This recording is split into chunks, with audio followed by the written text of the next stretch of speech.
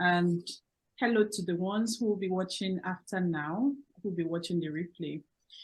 So today I've been asked to address the topic, how to identify and position for opportunities. I want to believe that all of us here in this group are social impact leaders, we are change makers, we are forerunners of organizations or impact projects in our communities, and we are seeking to do more. I like to think of it as striving to reach more people. No, I was surprised when Abigail said that. I didn't tell anybody. Someone is actually watching from India. Hi, Abdel, welcome. Good to see you. So if you are, I believe that is the kind of people we have in this meeting today.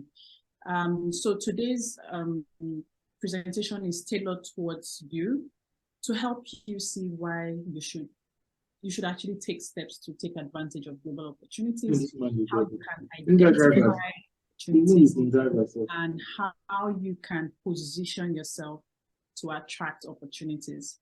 Because of the short time, I may not go into full details, but I have something to share with you. I have an offer for you towards the end of today's presentation that you can take advantage of for your ongoing learning. To start with,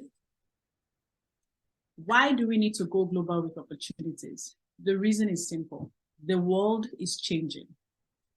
With COVID-19, things have rapidly changed, and it's going to continue to do so for a long time.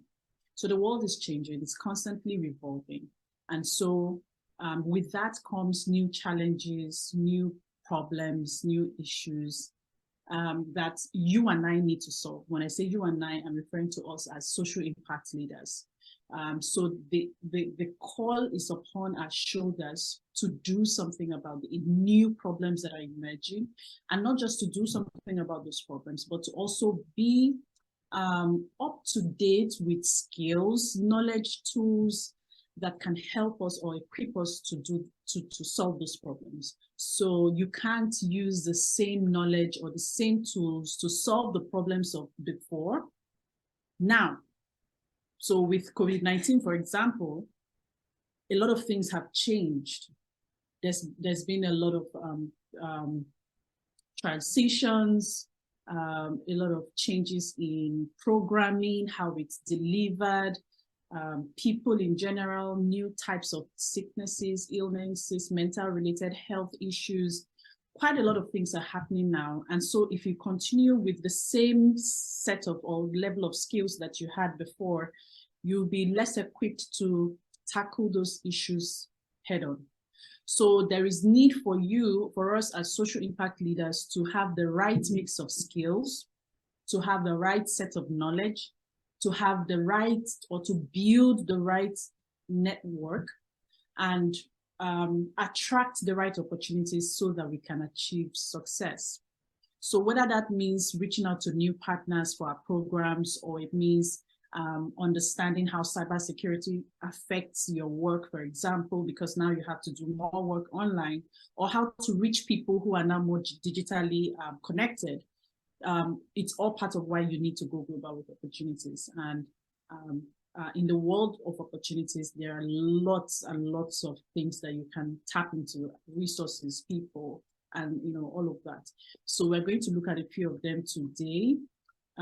Just to quickly say that, okay, let me go back. Something that I believe in, and it has become part of my mantra, is that I am committed to democratizing access to opportunities for social impact leaders across the world. So this work doesn't end here. It started 11 years ago. More and more people have unlimited access to opportunities and quality education to continue to make the impact that they have to make in their communities. So global opportunities, I know we are all aware of it by now. There are programs, right? There are programs, there are platforms that allow you as individuals and your organizations to connect across boundaries, to create value through those connections that you make across boundaries, and to contribute to your communities.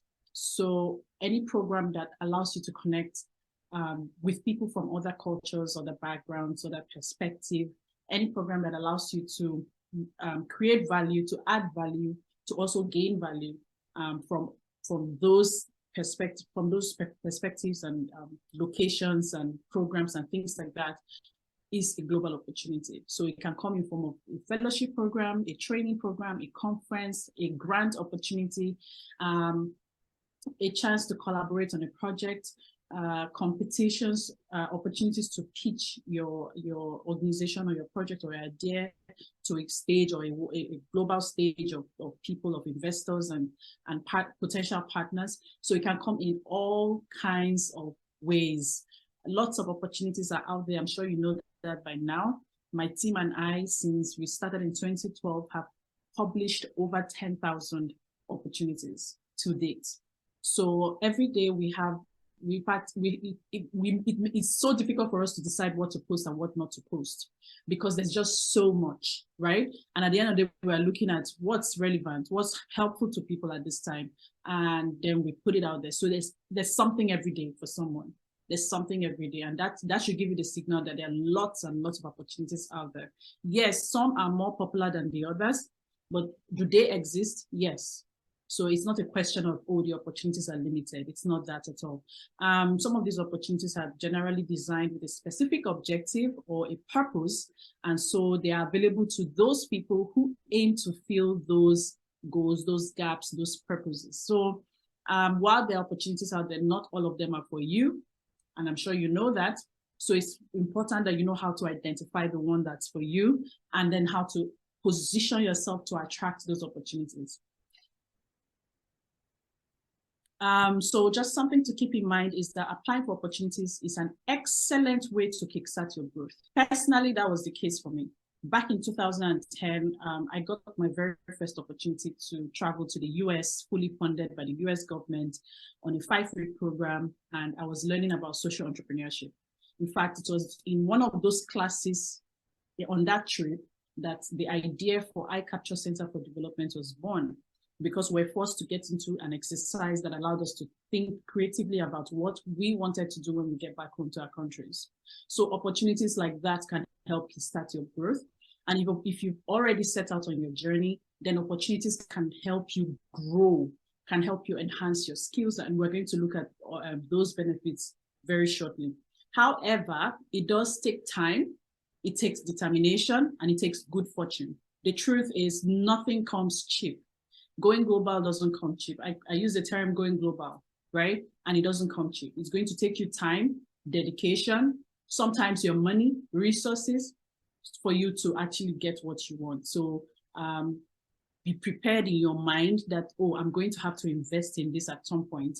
So whether I'm investing my money or my time or my resources, I am making an investment in my own life.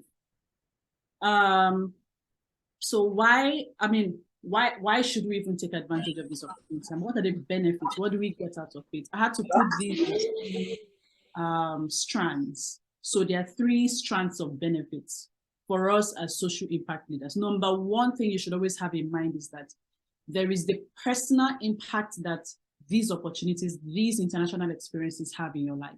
Yes.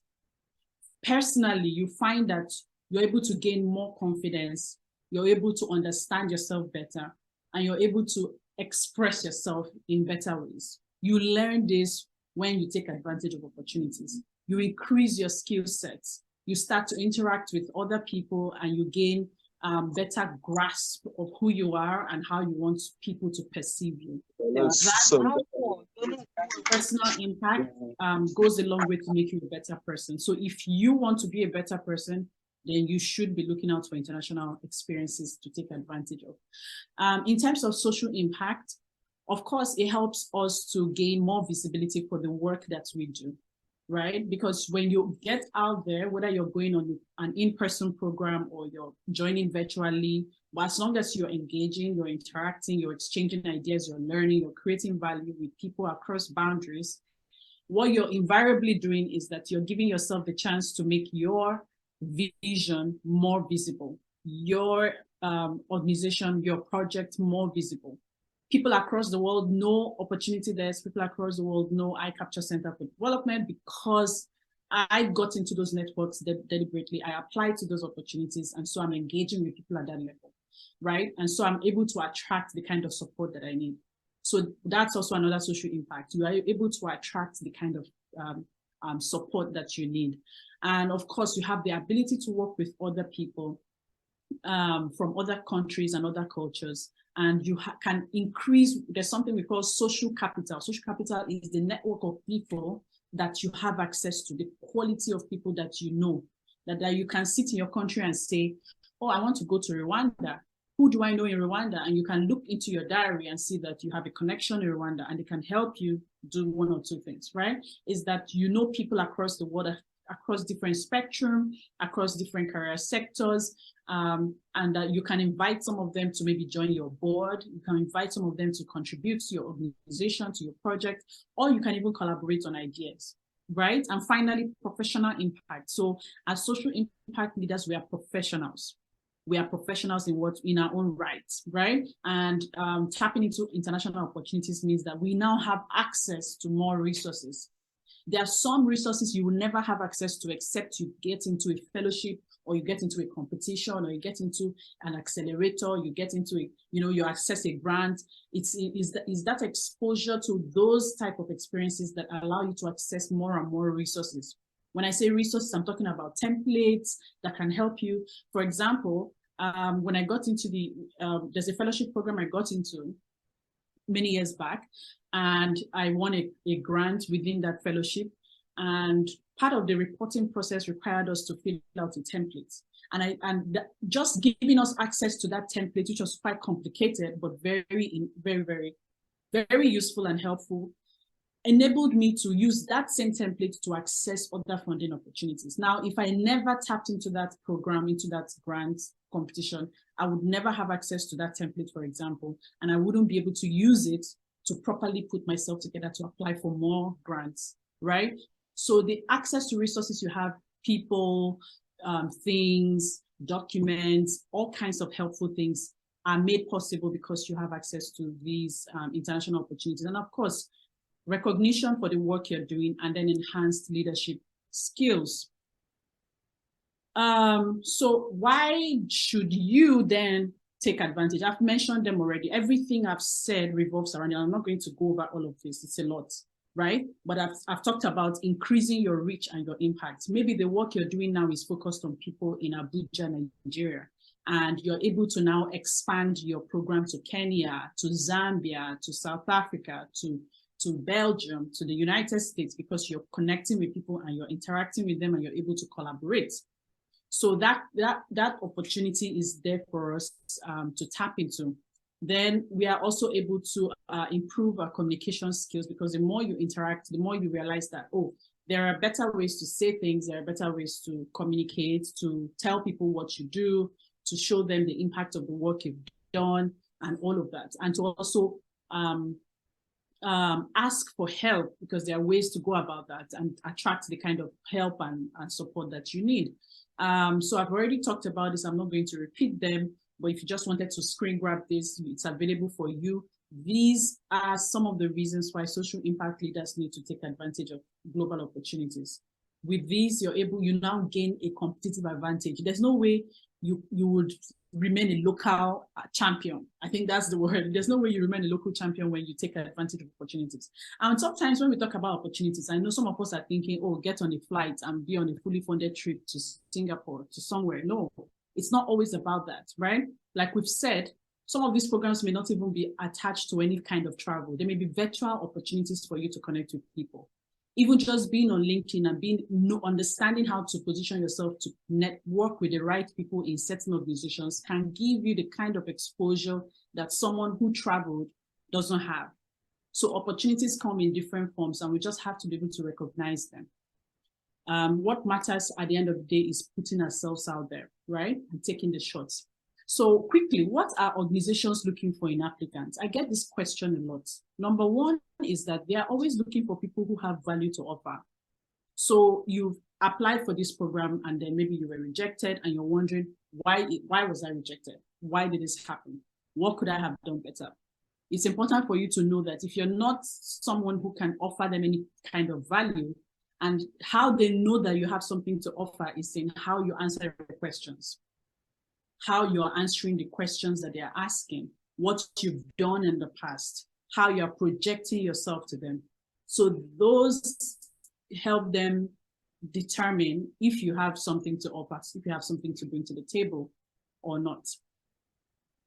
The other one is that they're looking for people who demonstrate leadership. And I just want to state here that you may already know, you may not already know, that demonstrating leadership doesn't mean that you have to be the CEO or the founder of your organization. No. It simply means that you are not just a spectator, you are an active part of something. So you need to show them what you're an active part of and what actions you're taking. So whether you're a member of a club or an organization, a volunteer, an intern, a staff, as long as you are able to prove that you did something, you are part of a cause, you are part of something that you're solving problems, you're solving challenges, these are the solutions you are creating or working on with other people, it is enough to demonstrate your leadership capacity. So keep that in mind and continue to work so that we are not presenting ourselves as mediocre people. Right? You think you're claiming to do something that you did not do. So demonstrate that leadership skill and these organizations will be at your beck and call. The third point is that they are looking for people who are able to communicate effectively. And this, I'm not referring to English language. You can be the best English speaker, but if you're not communicating clearly what you do, how you do it, the impact you have made, the metrics you're using to measure those impacts, what you do when you get all of that, when they ask you questions, your ability to understand the question they asked and to approach it strategically, to answer it correctly, determine whether you have good communication skills or not. So they're looking for people like that. So if you've applied for something, I always encourage people, have someone else go through what you've written to ensure that they understand what you have written and that they can make sense of it before you put it out there. So it also begs for your skill in storytelling. How well are you able to share your story and let them see what you've done and what your future plans are. Number 4 point is that they're looking for people who embody their values. There is no organization who is offering money or trips or training for people that don't have their own values as an organization. They do have their values and they want to be sure that you align with your value. Now I'm going to share a quick story. One of my mentees, she told me that she had been accepted into a group, something connected to, I can't mention the organization name because it's a sensitive matter. And what happened was that they were encouraging girls to use condoms, for example. And my mentee was on the side of abstain. And this organization felt that abstaining is a good thing, but it's not what we're trying to preach. It's not what we're trying to project right now. And so when she applied to get into that program, they rejected her, even though they had shown interest in hiring her for that position. They later rejected her because they felt that she was holding on to a value that did not align with theirs at that time. So organizations always have their values, and it's not because you've done anything wrong. It's that you are being who you are, but it just doesn't align with who they are. So you shouldn't feel bad about that. The other point is that they're looking for those with experience or background in their thematic areas, quite similar to what I just shared. And they are also looking for people who pay it forward. So they are looking for people who will, after receiving so much good and benefits, will go back and help other people, not people who will cut the ladder, cut the rope that they are supposed to use and bring other people up, not people who are ungrateful, not people who are selfish. They're looking for people who will pay it forward. And when I say pay it forward, I'm not saying pay it back. So someone spends 10,000 bucks on you for your trip, for your this, for your that, gives you money for your organization, for your project funding and all of that. They're not expecting you to pay back, but they're expecting you to pay it forward, to help another person, to teach another person, to mentor another person, to continue to preach about the organization, to let people know that, oh, this is something good. You should also apply, things like that, whatever paying forward means to you, right? So these are some of the things that organizations are looking out for in applicants that you can also prepare your mind for as you look for opportunities. So where can you find these opportunities? We all know that there is the hard way and then there is the easy way. The hard way, obviously, of course, is going on Google to do a search. Oh, I'm looking for this, I'm looking for that. You're going to find hundreds of random things that will end up confusing you. You don't want to find yourself wasting that amount of time, right? Or in those days, we used to just get newspapers, you know, and there's a corner in the newspaper where they would list out some jobs, internships, and things like that. And sometimes those positions are already taken by the time you get hold of them. And then also you can find maybe your friends, acquaintances, people randomly posting things on social media. And it's all confusing because you don't have like one place where you're able to save all of that information, right? That's why there is opportunitydesk.org. Since 2012, we've been helping people easily find opportunities. There's a search tool there that you can use to type out whatever you want. There are many buttons where you can easily navigate and say, okay, I'm looking for a fellowship, I'm looking for a training, I'm looking for a competition, an award, a grant, a job, and things like that. They are all there. So use opportunitydesk.org to find opportunities. It's much easier. And when you do so, here are some top tips that I'll leave with you. Make sure you're searching thoroughly. Don't just go with what you see because it looks exciting. Read through, understand what the requirements are, and be sure that you're eligible. If you can ascertain that you are 90% eligible for something, then please go ahead and apply. But if you know that you're not, then you should think twice about applying. And the other point would be to know what they need from you and prepare those documents. Some of them may require letters of recommendation. Some of them require to apply online or to post something on social media or to join a contest or to write an essay, whatever it is. Read carefully because all organizations have different requirements for application. So you want to be sure what these people really want and you're preparing those things for them. Use storytelling to your advantage. That's another top tip. If you don't know how to do so, please go and learn. What is the story behind the work you're doing? Have it at your fingertips and know exactly how to frame it when you're answering essay questions. The other point is, of course, to position yourself, which is part of why we're here, right? We want to learn that. All I can say for now is positioning yourself comes in different ways. There are different things to do. There are different strategies to employ. Two of the most popular, of course, is to build an online presence and make sure that you're visible online and that you're staying top of mind so that anybody can search your name on Google and they find relevant information about you. Now, there are tactics for getting yourself on the top few pages of Google. If you check, now use the chat session to tell me, when was the last time you typed out your name on Google? When was the last time you typed out your name on google.com? Yes, I'd like to hear from us. A few weeks ago.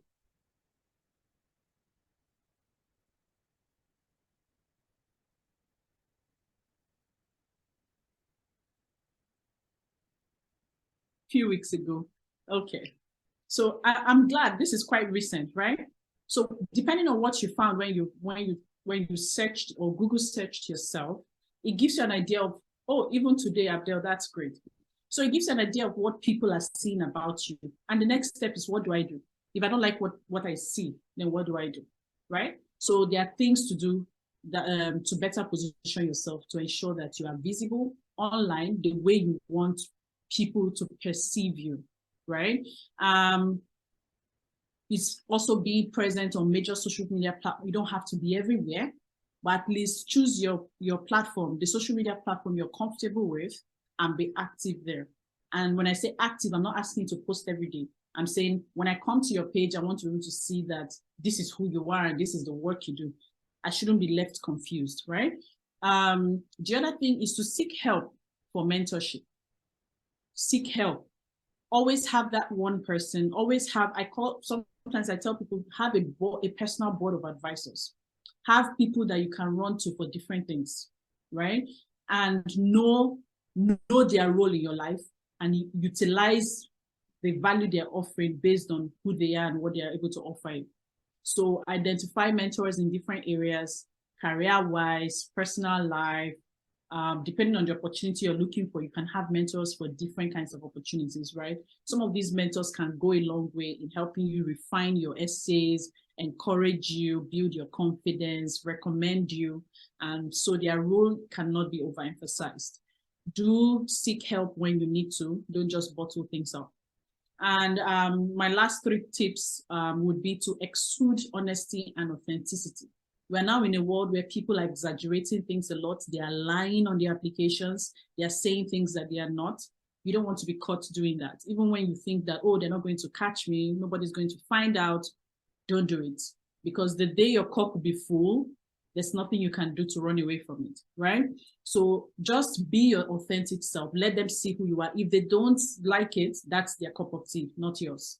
The right opportunity will definitely find you. And then second to the last point would be to blow your horn. I tell people, don't be modest about the achievements that you have made, because some of us, we've done so much incredible work, but other people who have barely scratched the surface are getting recognition for just the little they are doing. But you've worked so hard. You're always in the communities. You're mentoring young people. You're doing so much. You're making a lot of effort. You're helping people. You're changing lives. But nobody is praising you for the work. Nobody's recognizing you, giving you the recognition you deserve. Then you need to do something. So blow your horn. When you have the chance to talk about the impact you've done, go out and let them know. Share those numbers, share those statistics. Let them see how you have worked through from this point to this point, how you've transformed people's lives from this point to this point. Share those stories. And at the end of the day, I think these days it's about who can share the story better, right? So don't be left behind. And if you feel you don't have the skill to do that, you can always hire a volunteer who can help tell your brand story better. A volunteer who can help share your organization story or your impact story better. And finally, don't doubt yourself, believe in yourself. If you don't believe in yourself, I don't know who else will. So first, believe that you can do it. First, believe that you deserve that opportunity. Then take a deep breath, exhale, and then move on, especially when you're getting maybe a lot of no's, a lot of rejections. It's not time to bottle in and give up and cry and sulk. It's time to actually get up and get moving, because the world is not waiting, right? And that no you receive is a stepping stone to your yes. So always have that at the back of your mind, that no matter how many rejections you've received, they're all stepping stones. And when that yes comes, you'll forget all the pains of the no's. Because of our time, I would have to stop here. That was my last slide. And to share this opportunity with you. I'm hosting a masterclass next month. Manuela has done a great job talking about this on social media for some time now. It's a 2-day masterclass that I'm hosting to teach more in depth. This was a rush class, but in this masterclass, I'm going to have more time to teach in depth how to prepare yourself and then how to position yourself for global opportunities. There are tactics, there are strategies, there are tools, there are different things that you need to know, things you need to have access to. Some of them are very easy. They are secret tools. I call them secret tools. Come and learn them. It will be worth your time. It will be worth your investment. And I'm not even missing words when I say this. And guess what? Everyone who is coming on this masterclass has the chance to learn, to connect with quality people, and then to win a fully funded trip to Kigali, Rwanda. There's a Youth Spark conference coming up in Rwanda. And I like to support this particular conference. So every year, at Opportunity Desk, we sponsor one person to go on this program. This year, Opportunity Desk has given me the chance to give that ticket to someone in the masterclass program. So do well to register. The link is on the screen, stellar.co/Go Global Masterclass. Save your seats. Come and learn. I couldn't say half of what I was supposed to say in this class, but you're going to learn all of that and more during this 2 days masterclass with me next month. I just wanted to share this briefly. Nancy B reached out to me on LinkedIn. I like to grab, I receive, you can't imagine the number of testimonials I get every day. Sometimes I can't keep up with them, right? But I loved what Nancy wrote to me about. She said, "Hi, Grace. I just wanted to share my heartfelt gratitude for your work and opportunity desk. Because of it, I became a young global leader, I became a one young world ambassador.